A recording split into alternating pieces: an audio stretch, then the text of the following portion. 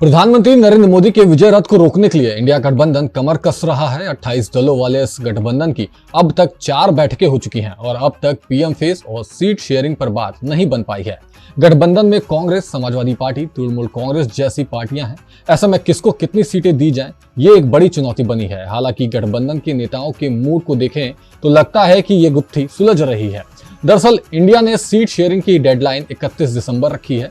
19 दिसंबर को दिल्ली में इंडिया गठबंधन की हुई चौथी बैठक में यह तय किया गया था कि 31 दिसंबर तक सीट बंटवारे को लेकर कोई बड़ा फैसला लिया जा सकता है।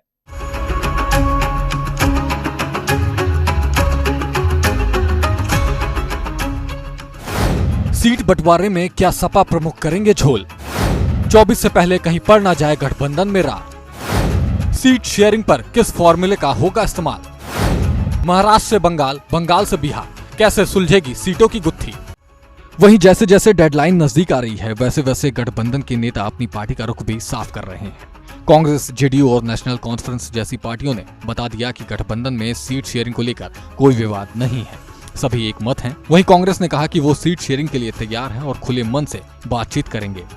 पार्टी के दिग्गज नेता जयराम रमेश ने कहा कि हमारे नेता राहुल गांधी ने कहा हम सीट शेयरिंग के लिए तैयार हैं, खुले मन और बंद मुंह से ही सीट शेयरिंग की बातचीत होगी।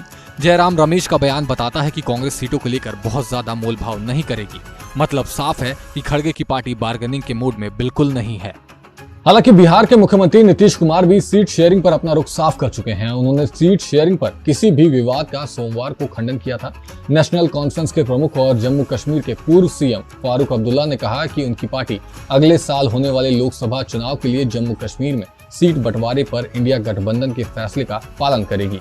ये तो रही बिहार, जम्मू कश्मीर और महाराष्ट्र की सियासत की बातें। चलिए अब आपको बताते हैं कि उत्तर प्रदेश का रुख क्या कहता है।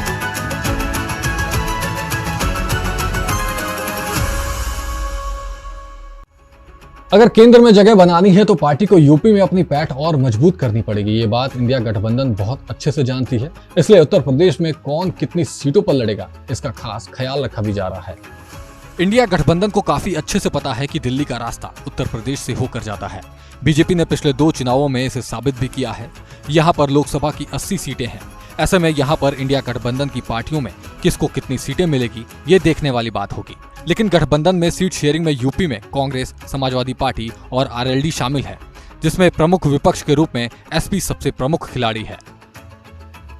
पिछले कई महीनों में राज्य में कांग्रेस, सपा और आरएलडी के बीच के रिश्ते अच्छे नहीं हैं। हाल ही में मध्य प्रदेश विधानसभा चुनाव में सीटें साझा करने पर कांग्रेस को सपा की नाराजगी का सामना करना पड़ा था। बाद में उसने चेतावनी दी थी कि सबसे पुरानी पार्टी को यूपी में जैसे का तैसा वाला व्यवहार मिलेगा। आरएलडी तब भी नाखुश थी जब उसे राजस्थान चुनाव में कांग्रेस द्वारा सिर्फ 1 सीट दी गई थी। दोनों राज्यों में कांग्रेस को चुनाव में हार का सामना करना पड़ा था। वहीं इस साल की शुरुआत में शहरी स्थानीय निकाय चुनाव में सीट बंटवारे को लेकर सपा और आरएलडी के बीच विवाद भी हुआ था। आरएलडी ने तब एसपी पर पर्याप्त सीटें न देने का आरोप लगाया था। यूपी में इंडिया की किसी भी पार्टी ने अब तक आधिकारिक तौर पर यह टिप्पणी नहीं की है कि कौन कितनी सीटों पर लड़ने वाला है। फिलहाल ये देखना होगा कि क्या सीटों के बंटवारे से क्या इंडिया गठबंधन में रार आती है या सपा प्रमुख कांग्रेस से लेंगे विधानसभा चुनाव का बदला।